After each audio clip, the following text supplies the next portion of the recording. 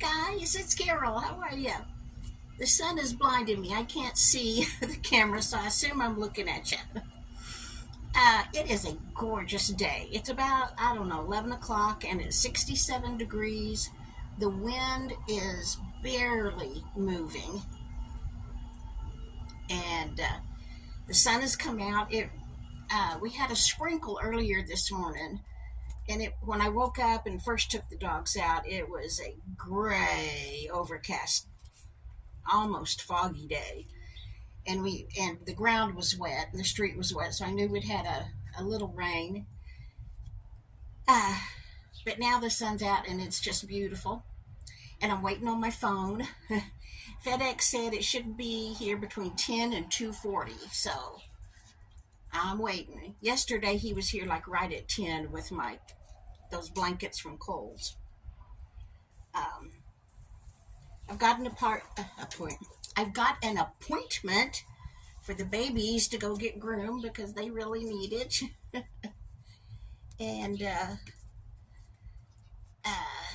that's next week. Red's birthday is Saturday. We're probably going to do birthday here with Grandma on Thursday. So I've got a lot going on. I'm in the middle of moving everything around in my living room. I'm putting the couch on the opposite wall and moving the TV to that wall and moving that recliner I bought from my ex-husband to another place, and then I'm going to have to do something with my succulents so eventually we can put the Christmas tree there. In that, I just have that one window. But I'm going to clean the carpet today and move furniture all around and move things on the wall around. So, and put up a screen. I have a screen that you Velcro up to put on my patio door because these apartments don't have screen doors and the flies are terrible. But it's finally weather where I don't have to have the air conditioner on and I can have my patio door open, which pleases me immensely because I like to have the fresh air. And here comes FedEx. Here comes FedEx. Be right back. Well, I guess that wasn't the FedEx trucks for me. I saw him on the street that goes right in front of the entrance to our apartment complex. He was right there, but maybe he's stopping at some other apartments because I haven't seen him. But anyway, I want to tell you about this book I read.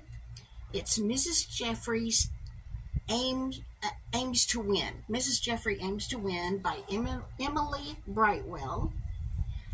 I love these. This is number 41 in the series, so if you get started, you might get down to this one by this time next year.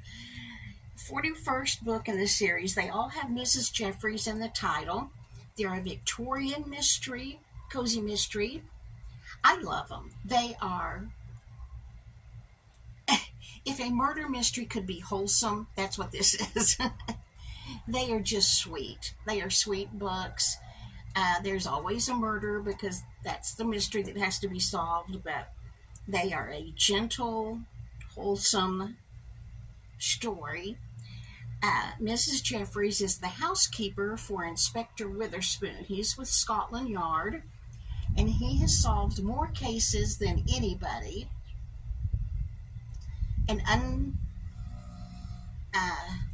unbeknownst to him, it's because his household staff helps him. Mrs. Jeffries is the housekeeper. There's Mrs. Gooch, who's the cook. There's a footman and a maid. I've forgotten how many characters there are at household staff, but they all pitch in to help. When he gets a case, they all talk to people that they know and help him come up with clues, and then they subtly feed the clues to him and he doesn't know it. And that's how he solves so many murders. Mrs. Jeffries always figures it out first.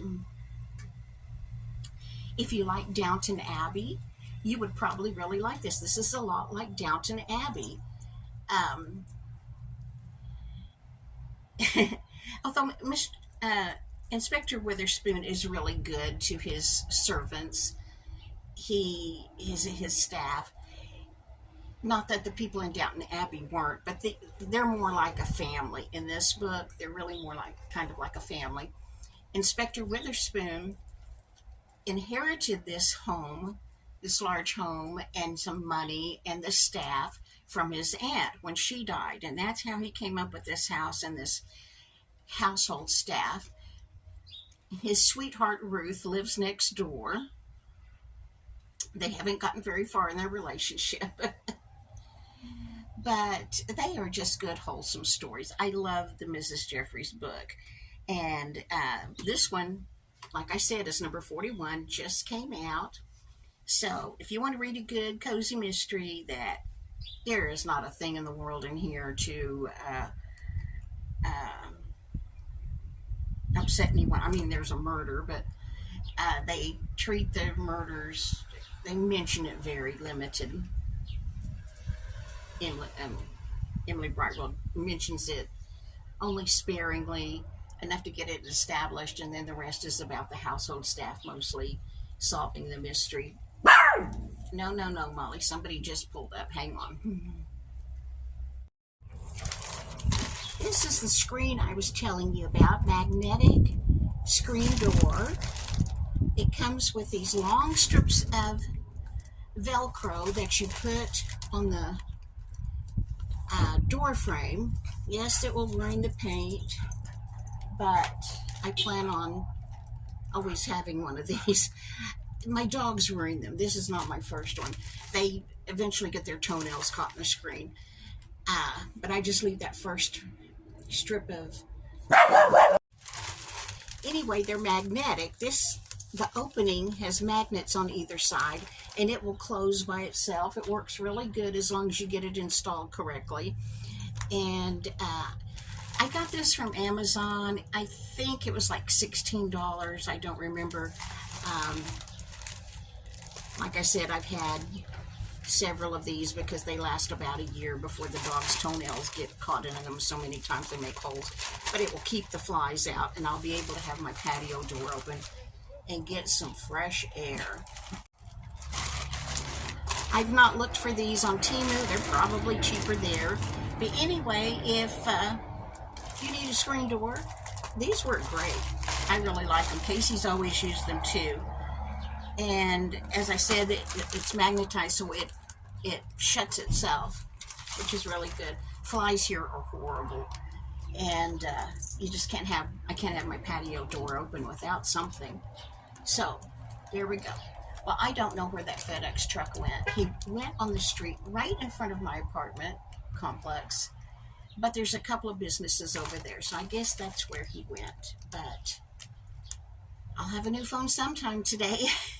All right, guys, I'm going to go now. I just wanted to tell you about the Mrs. Jeffries book. Such a good, cozy mystery series. Okay, talk to you later. Bye-bye. Let me know what's going on with you.